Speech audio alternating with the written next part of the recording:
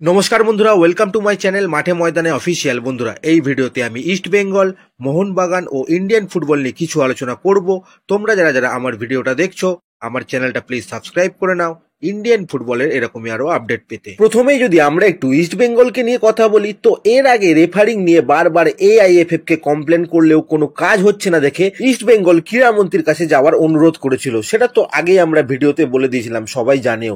তো কালকে ক্রীড়ামন্ত্রী কিন্তু ইস্ট বেঙ্গল কর্মকর্তাদের সাথে দেখা করেছে এবং দিল্লিতে ক্রীড়ামন্ত্রী নিজের বাসভবনে ডেকেছিল। ইস্ট বেঙ্গল নামের এত বড় প্রতিষ্ঠান, 105 বছরের লেগাসি, তাই সব দেখে কেন্দ্রীয় ক্রীড়ামন্ত্রী মনসুখ মান্ডভিয়া নিজে কিন্তু এগিয়ে এসে বলেন তিনি ব্যাপারটা দেখবেন এবং যাতে ভবিষ্যতে অবজারভার রাখা যায় কেন্দ্রীয় সরকারের তরফ থেকে, সেটাও চেষ্টা করবেন। ইস্ট বেঙ্গলের সঙ্গে যা যা অন্যায় হয়েছে তার প্রতিকার করার কিন্তু চেষ্টা করবেন তিনি বলে জানিয়েছেন। আর এরপরেও ইস্ট বেঙ্গলের কোনো সমস্যা হলে তার কাছে যেন যাওয়া হয় বলে তিনি জানিয়েছেন। যাই হোক, দেখা যাক এরপরে কি প্রতিকার হয়। এরপরে যদি আমরা একটু ইস্ট বেঙ্গল কবে থেকে চেন্নাই ম্যাচের প্রস্তুতি করবে সেই ব্যাপারটি নিয়ে একটু বলি, তো ইস্ট বেঙ্গল কিন্তু অলরেডি রিকভারি সেশন করে নিয়েছে। এবার ইস্ট বেঙ্গল কিন্তু চেন্নাই ম্যাচের জন্য ডাইরেক্ট প্রস্তুতি করবে। হিজাজি মাহের আর ক্লেটন সিলভা কিন্তু দুজনেই মুম্বাইতেই রয়ে গেছে, দলের সঙ্গে কিন্তু তারা আর ফিরবে না, সেখানেই তাদের চিকিৎসা হবে। যাই হোক, চেন্নাই ম্যাচের প্রস্তুতি শুরু করছে ইস্ট বেঙ্গল আজ থেকে। এই চেন্নাই ম্যাচ থেকেই কিন্তু দর্শকদের জন্য অনেক সারপ্রাইজ কিন্তু অপেক্ষা করছে, কারণ সাউল ক্রেসপো কিন্তু ম্যাচে খেলার মতো জায়গায় চলে এসেছে। এতদিন সাউল শুধু রিহ্যাব করছিল, এবার কিন্তু বল নিয়ে সিচুয়েশন প্র্যাকটিসে দেখা গেলেও যেতে পারে সাউলকে। সেটা হলে চেন্নাই ম্যাচেই কিন্তু খেলবে সাউল। আর চেন্নাই ম্যাচে বাই চান্স না খেলতে পারলে তার পরের ম্যাচটায় তো 100% খেলবে। যাই হোক, এটা একটা ভালো খবর কিন্তু ইস্ট বেঙ্গলের জন্য। এই খবরগুলো তো আগেই বলেছি, আবার বলছি কেন, কারণ প্রতিদিন কিন্তু সাউলের ইমপ্রুভমেন্ট হচ্ছে। তো ইমপ্রুভমেন্টের জায়গায় এগোচ্ছে বলেই কিন্তু বলছি। সাউল ছাড়াও আর একটা প্লেয়ারও কিন্তু দিন দিন উন্নতি করছে, সে হচ্ছে কিন্তু মোহাম্মদ রাকিব। তো হয়তো আর ইস্ট বেঙ্গলকে আর মেকশিফট রাইট ব্যাক খেলাতে হবে না, কারণ রাকিব কিন্তু ফিরছে। এরপরে যদি আমরা একটু গোয়াকে নিয়ে কথা বলি, তো গোয়া প্রায় লিগ সিল চ্যাম্পিয়নের রাস্তা থেকে কিন্তু ছিটকে গেল। কালকে জামশেদপুরের কাছে হেরে যাওয়ার পরে কিন্তু আর কোনো রকম কারণ দেখা যাচ্ছে না এখন গোয়ার কাছে।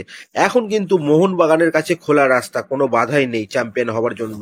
মোহনবাগানের এখন কিন্তু 19 ম্যাচে 43 পয়েন্ট, তারপরে কাছাকাছি আছে কিন্তু জামশেদপুর, দ্বিতীয় স্থানে রয়েছে তারা, তাদের 18 ম্যাচে 34 পয়েন্ট।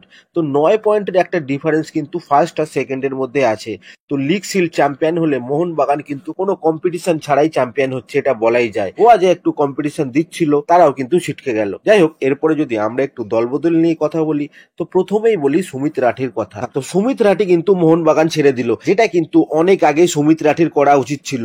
মোহনবাগান রিজার্ভে বসে বসে কিন্তু সে তার কেরিয়ারটা নষ্ট করছিল, নইলে কিন্তু খুব ভালো প্রমিসিং প্লেয়ার ছিল এই সুমিত রাঠি। সে যাই হোক, সুমিত রাঠি কিন্তু নর্থ ইস্ট ইউনাইটেডে সই করে দিয়েছে এবং জুয়ান পেদ্রো বেনালির আন্ডারে কিন্তু হয়তো আবার তার ফর্মে ফিরতে পারে। মোহনবাগান কিন্তু একটা ভালো স্কিলফুল প্লেয়ার সই করিয়েছে এর মধ্যে।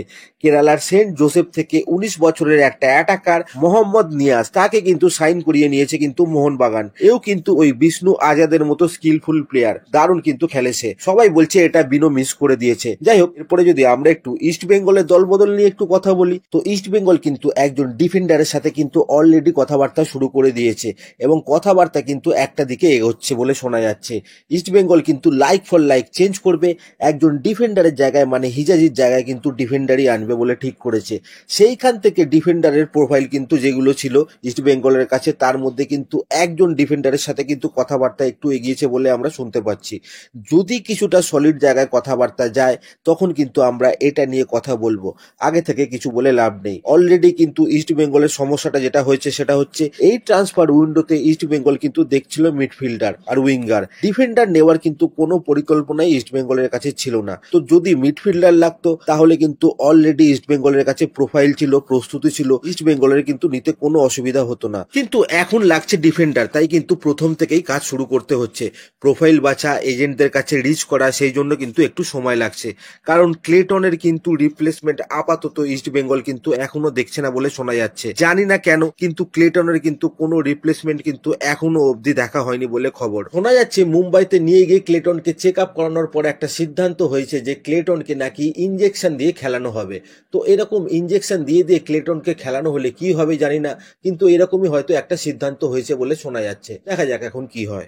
আজকের ভিডিওতে এতটুকুই, দেখা হচ্ছে আবার পরের ভিডিওতে। নমস্কার।